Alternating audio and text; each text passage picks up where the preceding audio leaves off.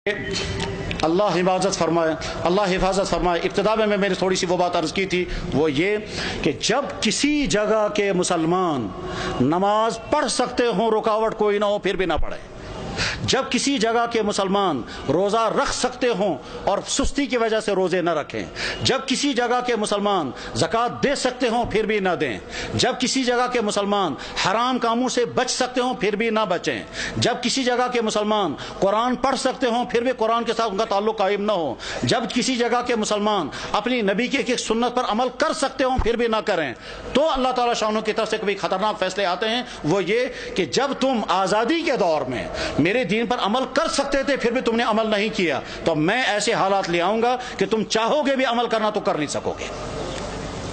اس کی مثال نمبر 1 اندلس کی میں نے پیش کر دی تھی کہ اندلس میں 800 سال تک مسلمانوں کی حکومت رہی، اور بعد میں جب خرابیاں شروع ہو گئی تو وہ حالات آ گئے کہ اگر وہ قرآن پڑھنا چاہے تو نہیں پڑھ سکتے تھے، اپنی عورتوں کی عصمتیں بچانا چاہیں تو نہیں بچا سکتے تھے، بلکہ کیا ان کی تو جان بھی باقی نہیں رہی، اور وہاں کے مسلمان یا تو مارے گئے یا عیسائی بن گئے یا وہاں سے فرار ہو گئے، اور اس طرح سے 800 سال کا مسلم ملک جو اذانوں سے آباد تھا وہ 800 سال کا مسلم ملک کفرستان بن گیا۔ بخارا اور سمرقند یہ وہ علاقہ تھا جہاں امام بخاری، امام مسلم، ابو اللیث سمرقندی جیسا انسان، وہ علاقہ کے جہاں امام صاحب ہدایہ علامہ برہان الدین مرغینانی رحمہ اللہ تعالی جس علاقے میں تھے کہ جس مسجد میں بیٹھ کر کے انہوں نے ہدایہ کتاب لکھی، اور 13 سال لگے کتاب لکھتے ہوئے، اور 13 سال مسلسل انہیں روزہ رکھا، گھر والوں سے کھانا آتا تھا، وہ کھانا رکھ دیتے تھے، جب گھر والے واپس چلے جاتے تھے یہ کھانا کسی غریب کو کھلاتے تھے۔ 13 سال بیٹھ کر کے انہوں نے کتاب ہدایہ نام کی کتاب لکھی تھی، جو حدیث اور عقلی علوم کا مجموعہ ہے۔ علامہ انور شاہ صاحب کہا کرتے تھے، فرماتے تھے میں ہر کتاب کا جواب لکھ سکتا ہوں لیکن چند کتابوں کا جواب مجھ سے نہیں لکھا جا سکتا ہے، ان میں سے ایک کتاب ہدایہ بھی ہے۔ جس مسجد میں صاحب ہدایہ نے وہ کتاب لکھی تھی اس مسجد میں شراب کھانا چلتا ہے۔ غرض یہ کہ جب بخارا اور سمرقند جیسے علاقے میں وہ حالات آ گئے کہ وہاں قرآن رکھ نہیں سکتے، کلمہ پڑھ نہیں سکتے، مسجدوں میں تالے لگ گئے، تو اللہ تعالیٰ شانوں کو طاقت ہے، اگر غضبناک ہو جائیں تو ان علاقوں میں بھی یہی حال ہو سکتا ہے جن علاقوں میں مسلمانوں کو موقع ہے وہ اپنے دین پر چلیں۔ میرے بھائیوں،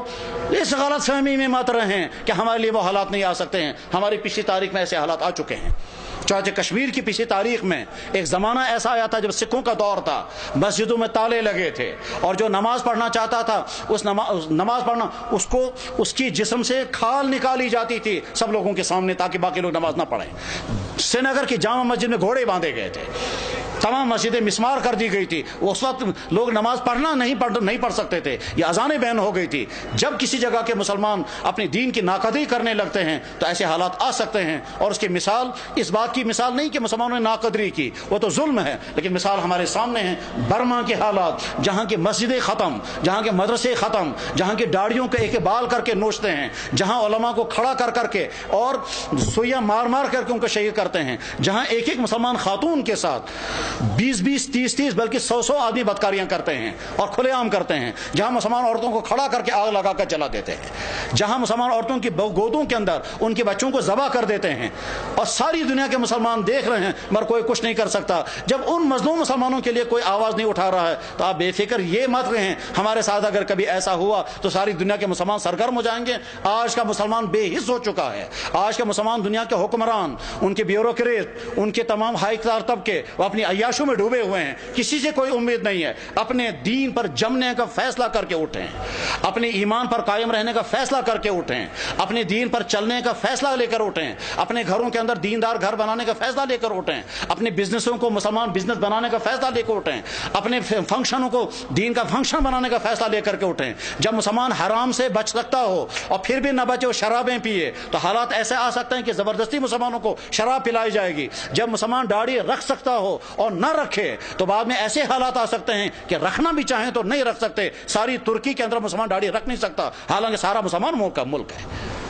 ایسے حالات آ سکتے ہیں، اس لیے اپنے دین کے ساتھ وفاداری کا فیصلہ کرو، ورنہ تو ایسا ہو سکتا ہے کہ اللہ جب تم میرے دین کے ساتھ وفاداری نہیں کرو گے تو میں تم پر ایسے حالات لا سکتا ہوں کہ تم چاہو گے بھی میرے دین پر عمل کرنا تو کر نہیں سکو گے۔ اللہ جل شانہ اس برے انجام سے ہم سب کی حفاظت فرمائے، ہمارے اکابرین کی حفاظت ہو، مدارس کی، مساجد کی، دین کے و دینی اداروں کی، دین کے کام کرنے والوں کی اور دین پہ جننے والوں کی مدد فرمائے۔ وآخر دعوانا ان الحمد للہ رب العالمین برحمتک یا ارحم الراحمین، آمین۔